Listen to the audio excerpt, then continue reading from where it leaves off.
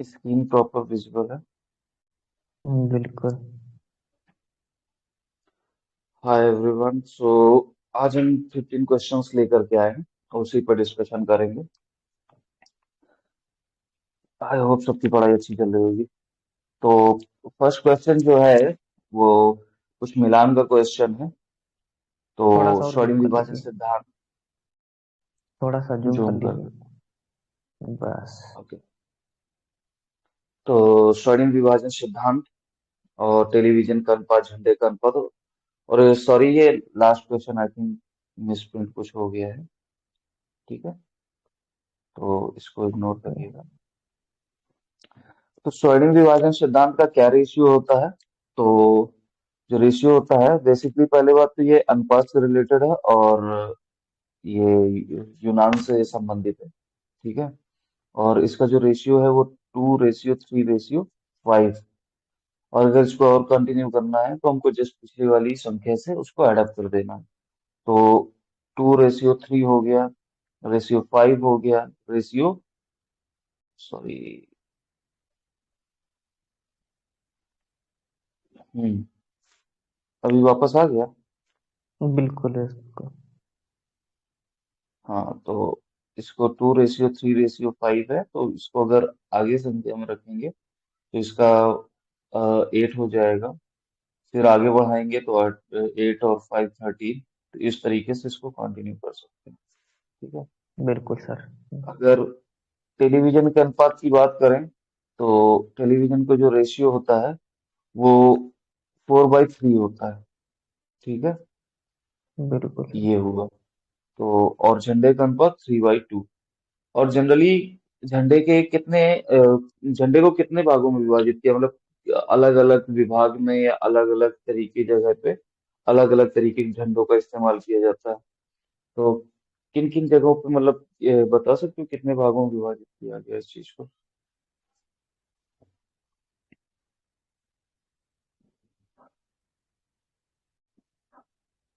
हाँ, ये 9 इसके मानक ब्यूरो माने गए हैं।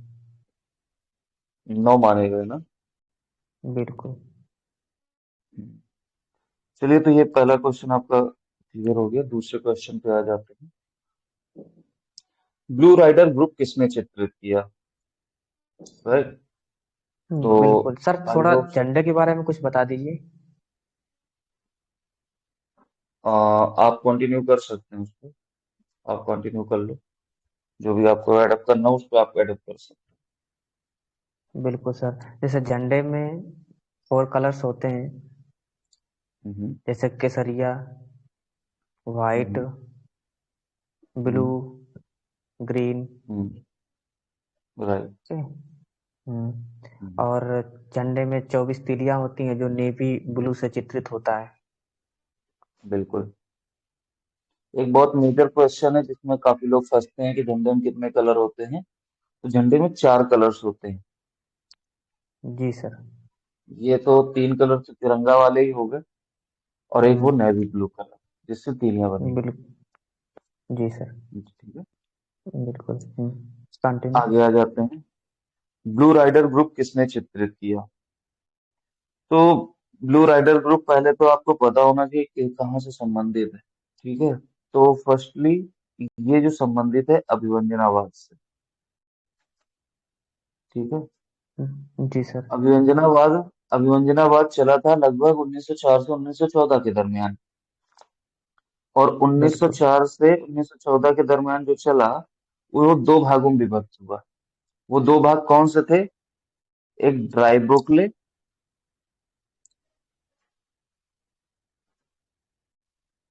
और दूसरा ब्लू राइडर। Blue rider.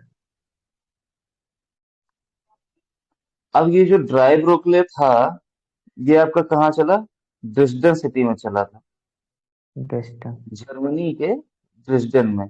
और अभिनंदनाबाद तो जो उत्पत्ति हुई है वो तो हुई है जर्मनी में। ठीक है, तो इसका बिल्कुल। ड्रेसडन सिटी में चला। और जबकि अपना ब्लू राइडर जो ग्रुप था, वो ब्लू राइडर ग्रुप चला था, वो म्यूनिक में चला था। म्यूनिक। और म्यूनिक में, ठीक है, ये भी बिल्कुल। जर्मनी में ही है। ठीक है।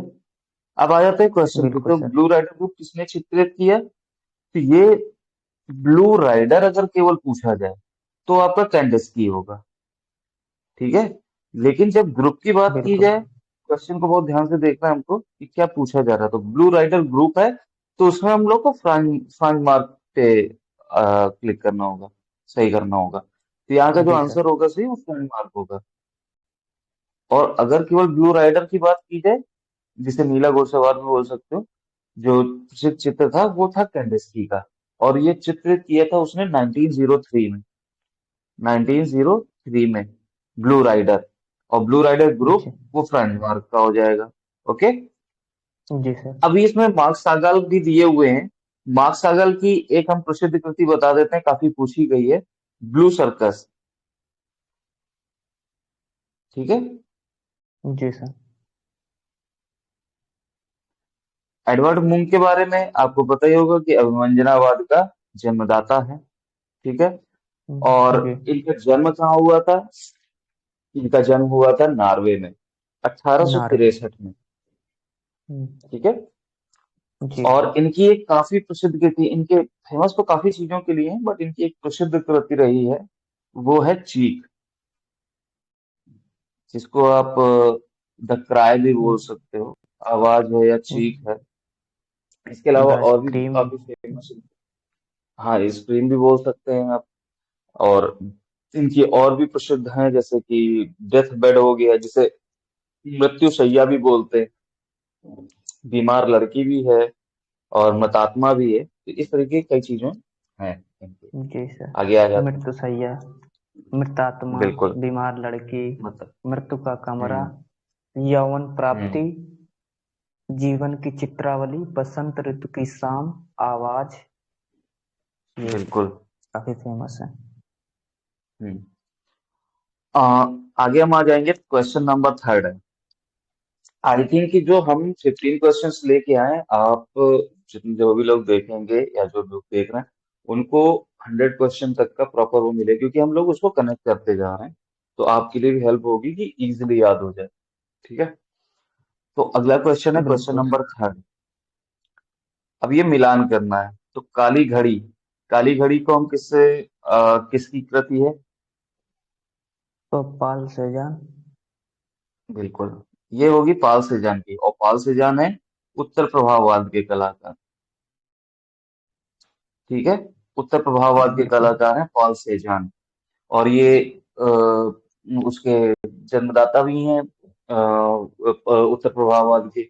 दूसरी बात, इनकी बिल्कुल। कला से ही घनवाद की उत्पत्ति भी हुई। बिल्कुल सर। जी। तो आपका काली घड़ी हो गया पॉल सेजान। अब अगला है आलू भक्षी। आलू भक्षी मतलब पोटैटो ईटर्स, जो कि आपका है वॉन गॉग का। और वॉन गॉग भी हैं उत्तर प्रभाववाद के, और उत्तर प्रभाववाद के हैं। और इनकी कला से किसका जन्म हुआ है? इनकी कला अभिव्यंजनावाद से का, अभ्यंजनावाद से। ठीक है। तीन बिल्कुल। वादक।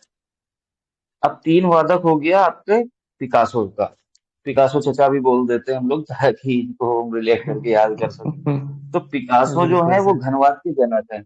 पिकासो और ब्राक को हम लोग याद कर सकते हैं कि ये घनवाद के जनक में ये लोग आते हैं। दूसरी बात, कोलाज, जो एक कोलाज की जो प्रक्रिया है उसके लिए भी ये लोग जन्मदाता के रूप में आते हैं, ठीक है। और ये पिकासो के बारे में बहुत, मतलब कृतियां भी बहुत सारी फेमस हैं उनके बारे में। अगर गुएर्निका की बात कर लो आप, तीन संगीतज्ञ की बात कर लो, तीन नर्तक की बात कर लो, गद्ययुग्म की बात कर लो, ऐसे करके उनकी बहुत सारी फेमस फेमस कृतियां हैं। तो ये बहुत इंपॉर्टेंट हो जाते हैं, धनवाद से रिलेटेड है। और इनका जो जन्म है 81। 1881 है कि 83? 81। बिल्कुल, 1973। और अगर हम ब्रॉक की बात करेंगे तो जस्ट इसमें आपको क्या करना है, ब्रॉक का जो जन्म हो जाएगा 1882 और 1963। तो इन सब चीजों को आपको कनेक्ट करना है। अगर इन सब चीजों को कनेक्ट कर लोगे तो इजीली याद हो जाएगा। ऐसे सन जैसे लोग बोलते हैं ना, बहुत घबराने वाली चीज। तो इसी तरीके से हमको याद करने, तो इजीली याद हो जाएंगे, ठीक है। बिल्कुल अगला है सर। जीवन का आनंद। फिर से मैं कर देता हूँ एक बार। हाँ, जीवन का आनंद।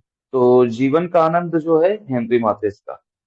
अब ये हेनरी माथिस किस कलावाद से हैं? तो ये फाववाद से। बिल्कुल। फाववाद को ही हम लोग क्या बोल देते हैं? जंगलवाद। जंगलवाद, हॉबीज में भी ठीक बोल है। देते हैं। फाविज्म में इंग्लिश में अगर हमको बोलना तो हम इसको फाविज्म में भी बोल देंगे। और ये स्टार्ट कब हुआ था? क्या टाइम था जब स्टार्ट हुआ? 1900 से और ये 1910। बहुत शॉर्ट टाइम के लिए चला है। लगभग ये 1900 से। 1900 से 1910 के बीच का। जी सर। ठीक है। चलिए, नेक्स्ट जी। क्वेश्चन आ जाते हैं। द स्टूडियो किस कलाकार का चित्र है?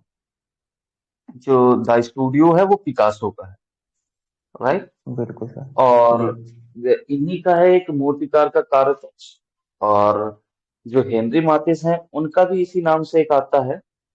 वो है द आपका रेड स्टूडियो। अ, लाल चित्रकला द कार्यकक्ष, हम्म। है ना। और कुर्बे और बिल्कुल सर। कोरोво क्या होगा?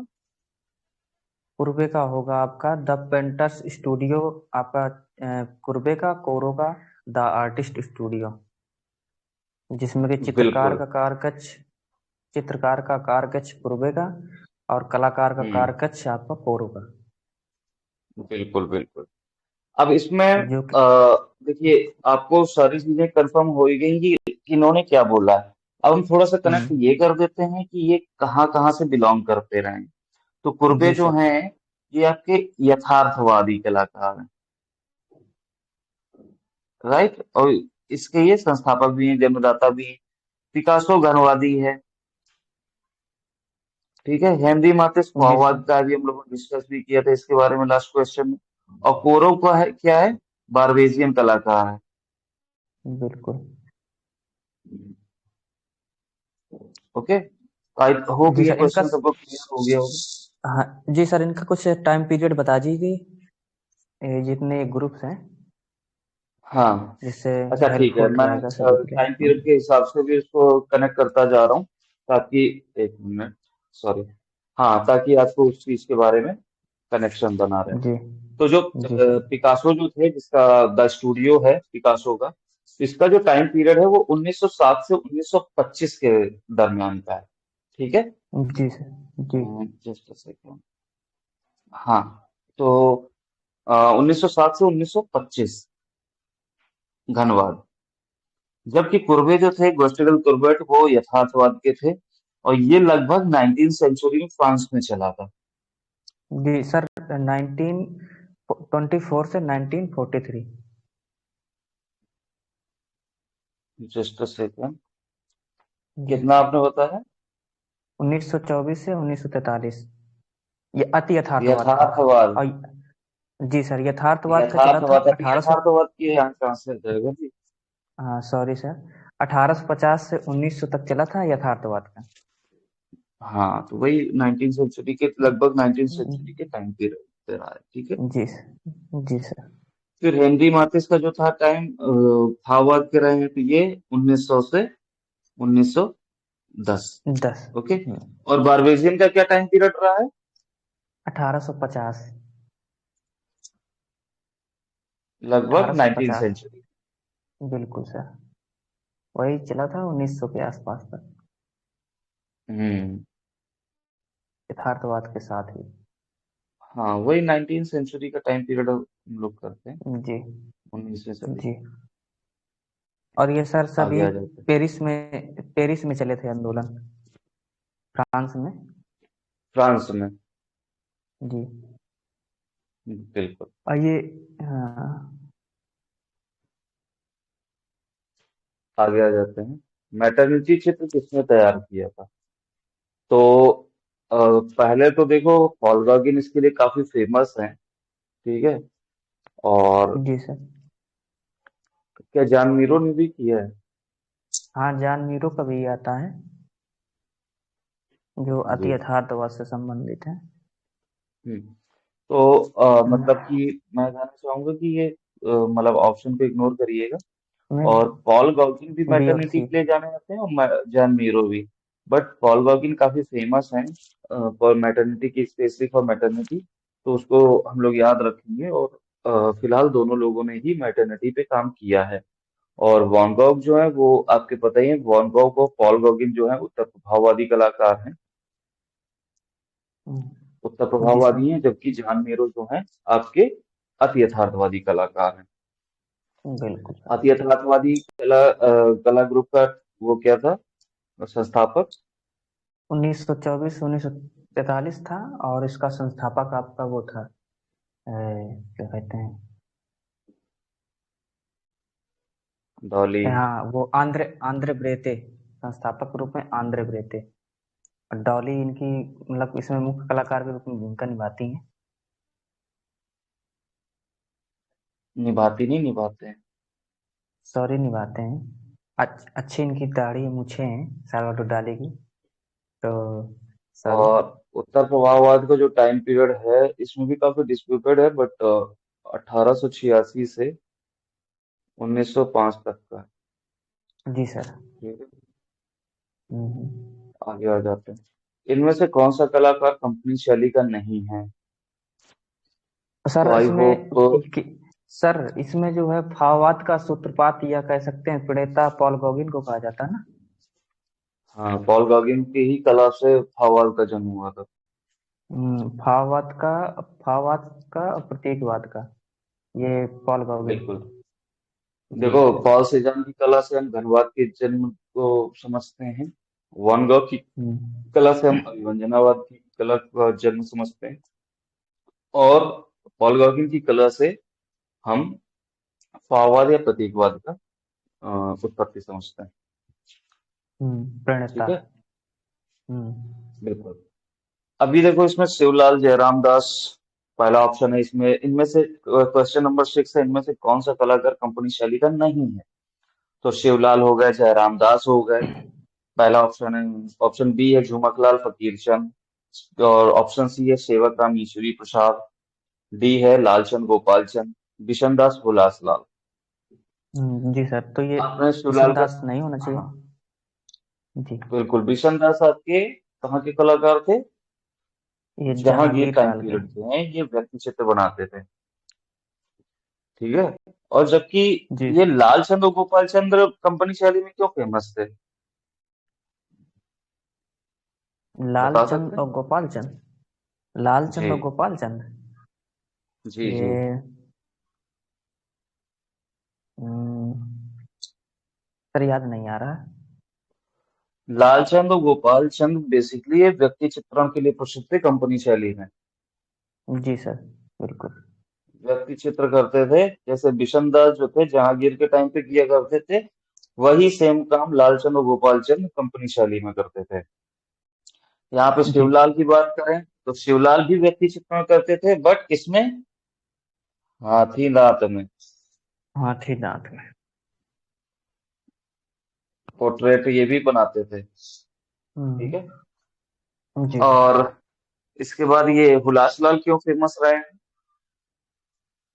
लिथोग्राफिक में ये काम करते थे हुलासलाल। लिथोग्राफी प्रेस लगवाया था इन्होंने, वाकिफ है मुझे। बिल्कुल। ठीक है, हम्म। ये। हम्म। दूसरे आपके सेवक राम और ईश्वरी प्रसाद, तो आई थिंक कि कंपनी शैली जब आपने पढ़ा होगा ना, तो फर्स्ट यही आपने पढ़ा होगा कि सेवक राम बिल्कुल। आपके प्रथम चित्रकार हैं और ईश्वरी प्रसाद आपके अंतिम चित्रकार हैं। अंतिम चित्रकार। ठीक है, तो जी सर। होपफुली आपको सब कुछ समझ में आ गया। आगे बढ़ते हैं। कंपनी शैली के मुख्य अध्येता हैं। अध्येता का मतलब हुआ किसने अध्ययन किया है कंपनी शैली के बारे में। तो आपके ऑप्शन है हैरिंगम, आर्चर, हैवेल और गांगुली। ठीक है, तो जी। इसका जो सही होगा वो होगा आर्चर। ठीक है, जी सर। आगे आ जाते हैं। सर कन, हरिंगम के बारे में थोड़ा कुछ बता दीजिए। ये लेडी हैरिंगम जो थी, ये 1909 से 1911 के टाइम पे अजंता शैली के भित्ति चित्र जो सॉरी प्रतिलिपियां जो बनवाई गई थी, तो उस टाइम पे लेडी हैरिंगम की अध्यक्षता में ही बनी थी। ठीक है, अजंता फ्रेस्कोज इनकी एक बुक है जिसमें इन्होंने उन चित्रों को 1915 में प्रकाशित भी करवाया था। ठीक है। जी सर। हम्म। तनखा शैली के कलाकार कौन से हैं? तो बताओ। तंखा शैली के सोनामतासी नौरंगपाल। जी। तो तनका शैली के जो कलाकार हैं कौन से हैं? तो सोना मतासी और नारंगपाल।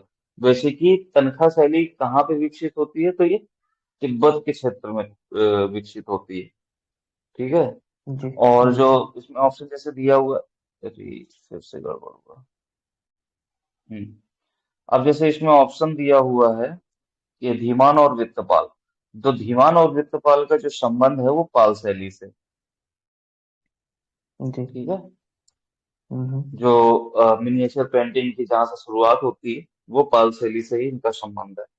जय विजय भी इन्हीं के मतलब कि पाल शैली में ही संबंधित रहते हैं, और ये विजयनगर विजयनगर के उसमें भी संबंधित हुए रहेंगे। ये जय विजय दोनों। और सोनम, जय विजय दोनों। अच्छा। जय विजय बेसिकली वहीं से संबंधित है, विजयनगर से। बट हम्म। इनका यहाँ पे भी रोल रहा है पाल शैली में भी। अब सोना हम्म। मतासी नौरंगपाल बेसिकली जो है तनका शैली के मुख्य कलाकार हैं। ठीक है। जी सर। आगे आ जाते हम्म। हैं। पाल शैली का मुख्य केंद्र था। पाल शैली का मुख्य केंद्र था। तो मुख्य केंद्र पश्चिम आप बंगाल। सबको पता ही होगा कि पश्चिम बंगाल का रहा है। ठीक है, पूर्वी क्षेत्र जिसे बोलते रहे हैं।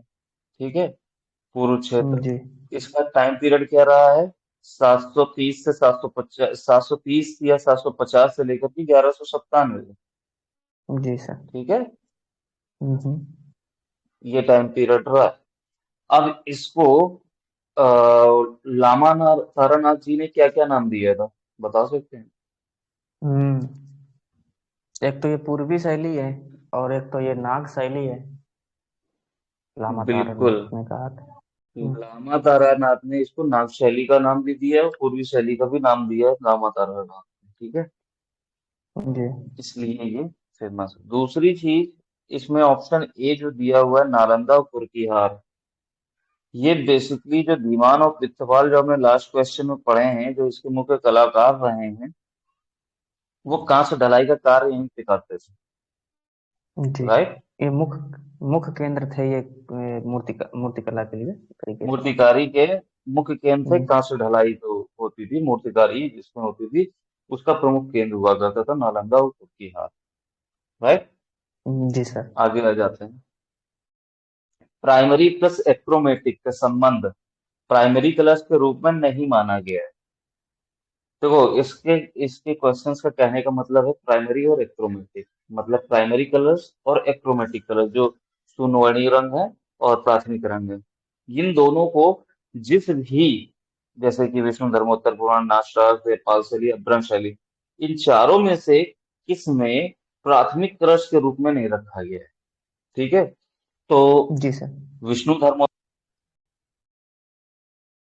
विष्णु धर्मोत्तर पुराण जो हमारा है, उसमें सबने पढ़ा ही होगा कि वहां पर प्राइमरी प्लस इक्रोमेटिक कलर्स का यूज होता है। राइट। जी सर। और विष्णु धर्मोत्तर पुराण का टाइम पीरियड क्या रहा है? 600 एडी, गुप्त काल। बिल्कुल, लगभग गुप्ता सिक्स 600 एडी, 6 एडी, और सेंचुरी। छठवीं शताब्दी का, और लगभग गुप्ता डायनेस्टी के टाइम का है। ठीक है। जी सर। हम्म। नाट्यशास्त्र, पहले हम उन चीजों के बारे में डिस्कस कर लेते हैं जिनमें जिनमें है। अभ्रंश शैली। जी। ठीक है, हम्म। इसका टाइम हम्म। पीरियड लगभग 1100 से 15वीं शताब्दी का टाइम पीरियड रहा है। और यहाँ पर जी भी सर। प्राइमरी और एक्रोमेटिक कलर्स का यूज हुआ है और सुनहरे कलर्स का भी यूज हुआ है। ठीक है, हम्म। तो एक प्रकार से हम मान हम्म। सकते हैं कि यहाँ पर हुआ है यूज प्राइमरी और एक्रोमेटिक जी। कलर्स का। पाल शैली के बारे में मैंने आपको बता ही दिया है। 732 1197, 730 से 1197 का जो टाइम पीरियड है वो पाल शैली का है। और यहाँ पर भी हम्म। आपके प्राइमरी और एक्रोमेटिक कलर्स का यूज हुआ है, मतलब प्राथमिक कलर्स कौन कौन से होते हैं? लाल, नीला, पीला। ठीक है। हम्म। और एक्रोमेटिक काला और सफेद, मतलब शून्य वर्ण हम्म। जिनमें कोई वर्ण ही नहीं। ठीक है। तो जी ये सर। आपके इन इन तीनों में तो है ही। विष्णु धर्मोत्तर पुराण में भी है, आपके पाल शैली में भी है, और अभ्रंश शैली में भी है। नाट्य जी शास्त्र सर। में नहीं मिलता आपका। अब नाट्य जी अब नाट्य शास्त्र में नहीं मिलता तो क्या मिलता है वो भी हम लोग डिस्कस कर लेते हैं। तो यहाँ पे होता है RYB, जी सर। राइट। जी। R red for with red, black. और Y फॉर येलो, और B फॉर ब्लैक। इसको श्याम भी बोल सकते हो आप, क्योंकि कई जी। जगह श्याम भी लिखा होगा तो आप कंफ्यूज ना हो उसके वजह से। तो प्राइमरी और एक्रोमेटिक बाकी चीजों में है, बट नाट्य शास्त्र में नहीं है। तो इसका राइट आंसर क्या हो जाएगा? नाट्य शास्त्र। अब नाट्य शास्त्र का टाइम पीरियड क्या है, और किसने इसको, रचनाकार कौन है इसके? भरत मुनि है। फर्स्ट एडी है या सर बीसी है? प्रथम शताब्दी ईसा पूर्व है ये, हम्म। ठीक है। प्रथम जी। शताब्दी ईसा पूर्व है, और भरत मुनि साहब हैं, भरत मुनि साहब है, ठीक है। जी। जी। और रस सिद्धांत के प्रतिपादक भी रहे हैं भरत मुनि, जी। ठीक है। जी सर। आगे आ जाते हैं। क्वेश्चन नंबर 11 है, इनमें से कौन सा अपभ्रंश शैली का ग्रंथ नहीं है? तो कल्पसूत्र, कल्पसूत्र नहीं है? बिल्कुल है। कल्पसूत्र है तो सर। बिल्कुल ही है, क्योंकि यहाँ पर तीर्थंकरों की जैन तीर्थंकरों के सब चीजें डिटेल में मिलती हैं। कर्मदेव गुहा, जी। ये आपका बौद्ध धर्म से संबंधित है, ठीक है। जी। जबकि कल्पसूत्र के बारे में हम बता देते हैं कि जो पहले जो मिली हुई है प्रतिलिपि 1380 कागज में, 1380 में, ठीक है। 1380 के टाइम पे कागज में मिली है। कहाँ से मिली है? अहमदाबाद से मिली है, ठीक है। जी। उसके बाद जो मैं मतलब मिली तो बहुत सारी कृतियां हैं, बट मैं इंपॉर्टेंट इंपॉर्टेंट आपसे डिस्कस करूंगा। तो 1418 में कहाँ मिली थी? मेवाड़ में। मेवाड़, ठीक है। सुमेसर फिर में चित्र चौदह की सौ गई थी उनतालीस की मेवाड़ की। कहाँ पे है? मांडू। मांडू। और जो सबसे अच्छी है 1465 की, जो सबसे अच्छी चौदह सौ पैंसठ की प्रति है, जौनपुर। जौनपुर। और जौनपुर है यूपी में, राइट। तो ये आपके जी कलश्रुत के सर। जो 1400। बेसिकली सारे क्वेश्चंस जहां से बन सकते हैं, मतलब कि जो जो इंपॉर्टेंट जहां पे मिली हुई है, जहां से भी बिलोंग करती हैं, जो भी टाइम पीरियड है, डिस्कस कर लिया।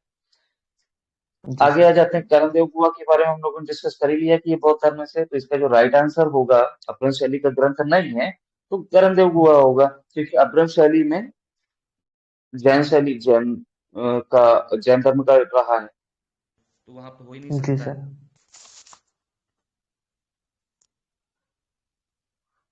Just a second. जी। हेलो। जी सर। वॉइस आ रही है। तो और जबकि कर्णदेव गुहा में बौद्ध धर्म से रिलेटेड सारी चीजें डिस्कस हुई। बसंत विलास, बसंत विलास के बारे में कुछ बता सकते हैं? जी। ये इसको एनसी मेहता ने खोजा था। बिल्कुल। बसंत विलास को 1924 में। बिल्कुल। और ये कपड़े पर चित्रित है। सब सर्वप्रथम माना जाता है अब अपभ्रंश शैली का। बिल्कुल। जी सर। और ये फ्रीयर आर्ट गैलरी में सुरक्षित है, और इसमें चित्र भी हैं शायद 169 के आसपास। क्या मैं सही हूँ सर? ओनली 79 है। सॉरी, 79 है। जी। चलिए मैं बता देता हूँ। देखो, बसंत विलास जो है, पहली बात तो ये 1924 से 1929 के मध्य में एनसी मेहता ने खोजा था। फ्रेयर्ट आर्ट जी। गैलरी में सुरक्षित है। दूसरी बात, हम्म। ये जो इसके जो रचनाकार हैं वो हैं हम्म। बालचंद सूरी, जी। ठीक है। और हम्म। कपड़े पर चित्रित पहला ग्रंथ है, जी सर। ठीक है। इसमें हम्म। 79 चित्र पाए जाते हैं, और ये कालिदास के ऋतु श्रृंगार को रिप्रेजेंट करता है, या ऋतु बिल्कुल। श्रृंगार की से ही संबंधित है, ठीक है। जी सर। जी। अगला आ जाता है अवधर नियुक्ति वृत्ति। अब औधर नियुक्ति व्यक्ति जो है, इसको अभ्रंश शैली का प्रथम ग्रंथ माना जाता है, जिसका जो जी। टाइम पीरियड था 1060 का था। ठीक है। जी और सर। जबकि हम बात करें निषिद्ध चूड़ी की, तो तो निषिद्ध ग्यारह चूड़ी का सौ जो के। टाइम पीरियड है वो 1100 का टाइम पीरियड जी सर। है। राइट। जी। आगे आ जाते हैं। बेसर शैली का सर्वश्रेष्ठ मंदिर कौन सा है? तो बेसर शैली के सर्वश्रेष्ठ मंदिर पे जाने से पहले हम एक डिस्कस कर लेते हैं कि उसका पहला मंदिर कौन सा था। जी। बताइए फिर, पहला मंदिर कौन सा था बेसर शैली का? विरूपाक्ष मंदिर। बिल्कुल। तो जो बेसर शैली का प्रथम मंदिर रहा है, वो विरूपाक्ष मंदिर रहा है।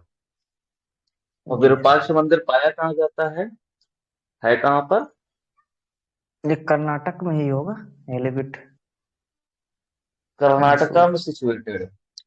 हम्म, ठीक है। और जी ये शिव सर। भगवान को समर्पित है, विरूपाक्ष मंदिर। बिल और बेसर शैली का जो टाइम पीरियड रहा है उसके बारे में भी हम डिस्कस कर लेते हैं। ठीक है। तो बेसर शैली का जो टाइम पीरियड रहा है वो 8वीं से लेकर के, एक मिनट, 8वीं से 13वीं तक। 8वीं से लेकर के 14वीं तक रहा है। ठीक है। विरूपाक्ष मंदिर बेसर शैली का प्रथम मंदिर रहा है, फर्स्ट। जबकि सर्वश्रेष्ठ मंदिर जी। होयसलेश्वर मंदिर रहा है, बेस्ट। जी। ठीक है। जी। अब जिसमें ऑप्शन में दिया है देवगढ़ का दशावतार मंदिर, तो देवगढ़ दशावतार मंदिर जो है गुप्ता टाइम पीरियड का है, गुप्त काल का। जी सर। ठीक है। और ये जी। नागर शैली का बेस्ट मंदिर है। हम्म, बेस्ट है कि जी प्रथम सर। है? नागर शैली का होयसलेश्वर मंदिर जो है बेस्ट है। नागर शैली का होयसलेश्वर कहाँ से हो जाएगा? देखो, नहीं सॉरी, बेसर सॉरी बेसर शैली का है ना। नागर शैली का देवगढ़ का दशावतार मंदिर सर्वश्रेष्ठ है।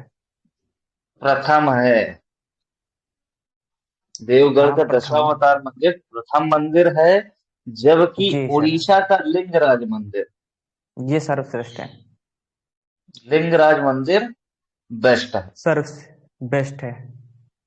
हम्म, बिल्कुल ठीक सर। है। आगे आ जाते जी। हैं। सॉरी, आगे क्वेश्चन आ जाता है। इसमें एक लास्ट ऑप्शन दिया है बृहदेश्वर मंदिर। अब ये बृहदेश्वर मंदिर कहाँ से बिलोंग करता है? ये तो ये चोलकालीन बिलोंग मंदिर है। करता है, ये चोलकालीन मंदिर है और ये तंजौर तमिलनाडु से बिलोंग करता है। जी। चोल काल द्रविड़ का है। शैली का। हाँ, चोल काल का है, तंजौर से बिलोंग करता है। ठीक है।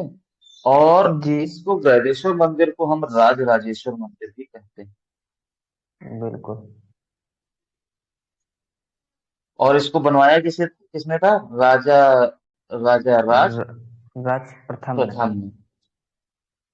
ठीक है। और इसका जी लगभग टाइम सर। पीरियड जो रहा 11वीं शताब्दी के दरमियान। ओके। हम्म, आगे आ जाते हैं। हम्म। बराबर की अब गुफाओं में से या कौन सा सर, प्राचीन गुफा? द्रविड़ द्रविड़ शैली का फर्स्ट टेम्पल कौन सा रहता है? कैलाशनाथ द्रविड़ मंदिर। शैली का कौन सा? कैलाशनाथ मंदिर। फर्स्ट टेम्पल तो द्रविड़, कैलाशनाथ मंदिर। नहीं देखो, कांचीपुरम का कैलाशनाथ मंदिर पहला जी रहा है। सर। जी सर। ठीक है। जी सर। और जो अभी हम लोगों ने डिस्कस किया था बृहदेश्वर मंदिर, वो सर्वश्रेष्ठ रहा है। जी। ठीक है। Okay sir. आगे आ जाते हैं। तो बराबर की गुफाओं में से कौन सा प्राचीन गुफा है? ठीक है। तो जी। आपको पता ही होगा कि अशोक ने बराबर की पहाड़ियों को काट करके 4 गुफाएं तैयार करवाई थी, जो कि आजीवक संप्रदाय के लोगों को रहने के लिए उनको दान में दे दी थी। ठीक है। जी। तो उसी में से ये 4 गुफाएं थी। टोटल 7 गुफाएं थी, जो बाद में दशरथ ने भी 3 गुफाएं बनवाई थी, और 4 अशोका ने करवाई थी। तो ये 4 3 7 हो गई। ठीक है। तो हम्म। हाँ, तो इसमें जो सबसे प्राचीन गुफा की हम बात करेंगे, तो जो सबसे प्राचीन गुफा है वो सुदामा गुफा। ठीक है। जी सर। और जो सबसे ज्यादा अलंकृत और नई है, वो है आपकी नमी। लोमस ऋषि। लोमश ऋषि गुफा। ये आपकी मेहराब युक्त। एकात्मक तरीके से भी है, अलंकृत भी है, और सबसे नवीन भी। जी। ठीक है। यहाँ तक कहा जा सकता है सारी गुफाएं ही एकाश में ही है। हाँ, बट जी। देखो अलंकरण की वजह से ये लोमश हम्म, ऋषि ज्यादा मतलब कि चर्चित हो गई है, ज्यादा चीजों हाँ। पे हम लोग देखते हैं उसको। उस मेहराब वजह युक्त। से उसको, हाँ, इस वजह से मेहराब। उसका इसमें मतलब कि हाँ। क्वेश्चन में ज्यादा पूछा जाना, तो इस वजह से मैंने उसको मेंशन कर दिया। ठीक है। जी सर। आगे आ जाते हैं। तो शुंग काल का समय बताएं, बताइए। जी सर, तो ये हो जाएगा 185 से 72 BC। कहीं कहीं एक सौ बिल्कुल, चौरासी भी लिख के आ जाता है, 184 या 85। बिल्कुल। देखिए होता क्या है बेसिकली कि माइनर से इधर उधर चीजें होती रहती हैं। ठीक है। जी कई सर। लोग 184 पढ़ते हैं, और कोई लोग 80 BC पढ़ते हैं। तो उसमें हम लोग माइनर से इधर उधर है, तो उस पर ज्यादा डिस्कस नहीं करेंगे, क्योंकि इतना हम लोग को जी अंडरस्टूड रहना पड़ेगा। जी जी। तो 185 से 72 BC का जो टाइम पीरियड है वो शुंग डायनेस्टी का। फिर तीन सौ जी पच्चीस से एक सर। सौ चौरासी बीसी का जो टाइम पीरियड है वो किसका है? ये मौर्य आपका मोर। डायनेस्टी। 727 से 325 BC का टाइम पीरियड किसका है? ये आपका हर्यक, हर्यक वंश से लेकर के नंद वंश तक चलता है। शिशुनाग और नंद। हाँ। जी। राइट। जी सर। हम्म। और 225 से 200 BC का जो टाइम पीरियड है वो शातवाहन काल का। जी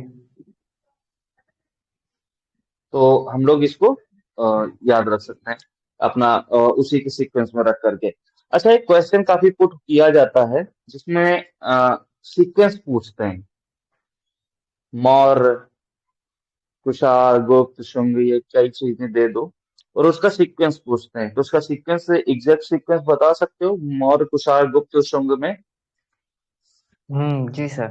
जैसा कि बता। आपका पहले, हाँ, देखा जाए तो हर्यक वंश हो जाएगा, फिर सुसनांग वंश। नहीं नहीं, वो तो, फिर वो तो है। जो क्वेश्चन जैसे जी। पुट किया गया था, मौर्य, कुषाण, गुप्त हम्म, और शुंग में सीक्वेंस में डालना है। इन्हीं चार जी का सीक्वेंस बताइए। जी सर। तो पहले मौर्य हो जाएगा, फिर शुंग हो जाएगा, फिर आपका कुषाण हो जाएगा, फिर गुप्त हो जाएगा। बिल्कुल, ये क्वेश्चन भी जी पूछा गया है, इसीलिए मैंने ये इस बारे में डिस्कस किया। तो मौर्य, शुंग जी सर। और कुषाण और गुप्ता। गुप्ता आज। बिल्कुल सर। तो आज का हमारा लास्ट क्वेश्चन है, 15 नंबर क्वेश्चन। इनमें से कौन जी सा राजा रवि वर्मा का चित्र है? जी सर। तो कौन सा हो जाएगा? शकुंतला वियोग। बिल्कुल। पहले तुम राजा रवि वर्मा के बारे में कुछ चीजें आप बता दीजिए, फिर मैं कुछ चीजें एडअप कर देता हूँ, और जी आगे कंटिन्यू करते हैं। फिर बताएं। सर, राजा रवि वर्मा का जन्म हुआ था 1848 को केरल के तिरुवल्लुवर में, और 1906 में ठीक। मृत्यु हुई थी। जी सर। हम्म। और राजा रवि वर्मा जो हैं, इनके पहले गुरु थे जिससे जिससे इन्होंने शिक्षा लिया था, अलायगिरी नायडू। फिर दूसरे गुरु हुए रामास्वामी नायडू। फिर तीसरे गुरु हुए इनको थियोडोर जॉनसन, जिससे इन्होंने तैल विद्या का चल विदा सीखा। सीखी थी। ठीक है। बिल्कुल। और जो आपके अलायगिरी नायडू थे, उनसे जलरंग सीखा था। और रामास्वामी नायडू से। ऐसे रामास्वामी नायडू से। बिल्कुल सर। जी। रामास्वामी नायडू से जलरंग सीखा था। और ऐसे ही राजा रवि वर्मा का काफी सारा वर्क है। अब देखिए, जैसे इन्होंने लिथोग्राफी हम्म, प्रेस की प्रेस लगवाई थी अठारह सौ हम्म, चौरानवे 1904 में, इनको केसरी हिंद की उपाधि दी थी, जिसके बाद ही इनको राजा रवि वर्मा कहा जाने लगा। ठीक है। जी इनके उसमें इनकी कार्य को देख करके कई लोग प्रभावित हुए, और इनके ऊपर डॉक्यूमेंट्री अब मूवीज बनी। जैसे कि एक रन जी रशिया बनी मूवी, जिसके भूमिका में आपके प्रदीप हुड्डा और नंदता सेन थी। ठीक है। जो जी कि सर। मूवी जी। 2014 में बनाई थी केतन मेहता ने। उसके हम्म, बाद आपके ऊपर एक 2010 में एक मलयालम फिल्म बनी, जो थी मकरा मंजू, मकरा मंजू। अजीत देसाई द्वारा। ठीक है। जी सर। और जी सर। इसके अलावा इनको गायकवाड़ अवार्ड भी मिला। ठीक है। इनका जी। अठारह सौ जी। चौरानवे में जो इन्होंने प्रेस लगाई थी, उसमें इनका प्रथम चित्र था शकुंतला। का शकुंतला का जन्म। जन्म, बर्थ ऑफ जन्म। शकुंतला। जी। ठीक है। और इनका एक विश्वविख्यात चित्र है, विश्वविख्यात चित्र है शकुंतला का दुष्यंत के नाम प्रेम पत्र। प्रेम पत्र। ठीक ये है। लिथोग्राफी, ओलियोग्राफी जी।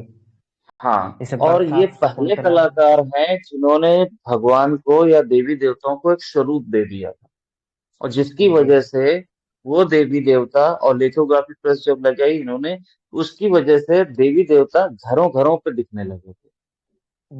ठीक है। जी सर। और ये तब इनको इन्होंने कई नग्न कैलेंडर। चित्रण भी किए।